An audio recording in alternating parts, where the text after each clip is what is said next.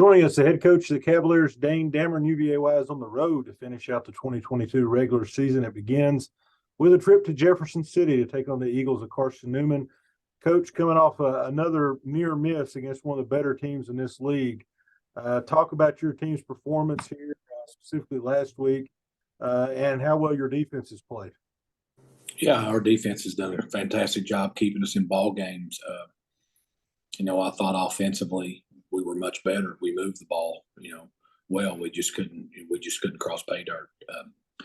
Defense the last three games has been rock solid, giving us opportunities. Special teams have been better, getting us better field position. We're playing much better football, which the sad thing about it is the last two home games we really don't have anything to show for. Our kids are doing a great job, but I think we've had 7 trips into the red zone in our last 2 home games and kicked 6 field goals and had an interception, questionable interception, albeit, but we got to score touchdowns. Well, you've kind of alluded to it here a little bit. And the negative is that you're having to send him out there. The positive is he's booting them through the uprights. Kellen Dalton, 9 made field goals this season. And I know you want to put the ball in the end zone, but there has to be some comfort, especially when you look back on some of the seasons we've had here, knowing you can run a guy out there who's going to put 3 points on the board. Oh, I think Kellen's been fantastic by his own admission. He'd like to have one back.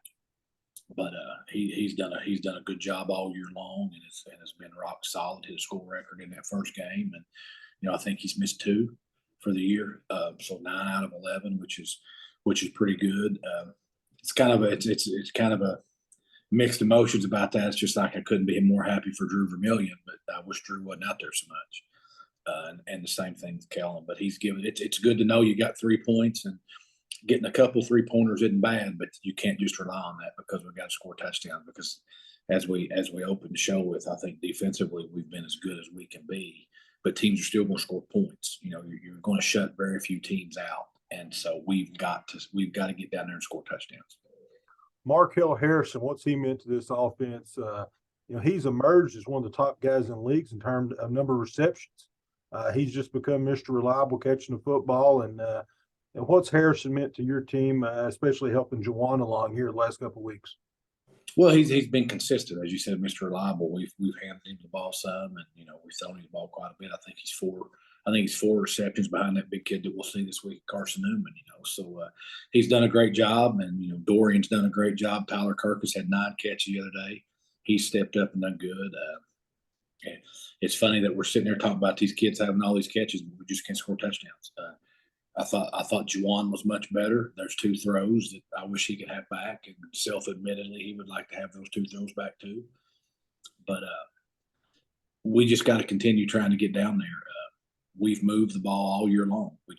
We can't score touchdowns. I mean, that doesn't do you a whole lot of good. That doesn't do you a whole lot of good, like being a baseball team that goes out there and throws no hitters all the times, but walks people in. You still lose the game, and that's what's happening to us right now. We got to get down there and find ways to score. Well, your defensive secondary and your pass defense as a whole has been one of the better units in NCAA Division II this year. Daly's come on strong here of late. Bob Carter with 5 picks. Pat Taylor's had some big games. Speak on your defensive secondary and your pass defense as a whole, as your guys up front have been getting the quarterback a little bit more here the last couple of weeks as well. Yeah, it's amazing how much better your secondary is when you get pressure on the quarterback.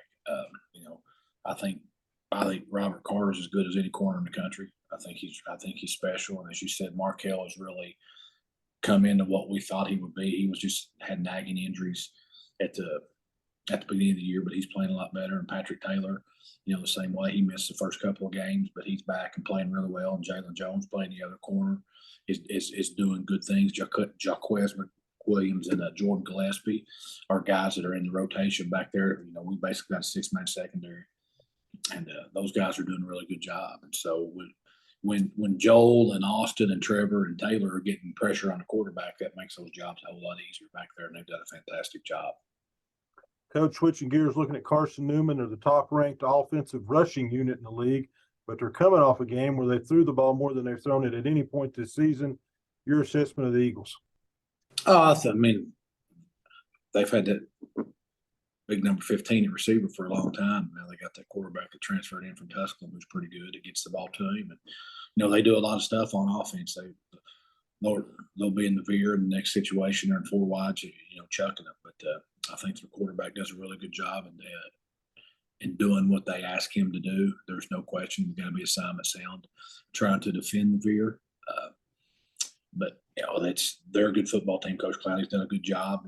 Coming from the season that they had last year to putting them. They're 4-5 right now. They're 3-1 at home. So it's going to be a tall task for us, and they got a really talented football team. I think they got over 40 transfers on their football team, and they've got some good players. So we're going to play really well to have a chance.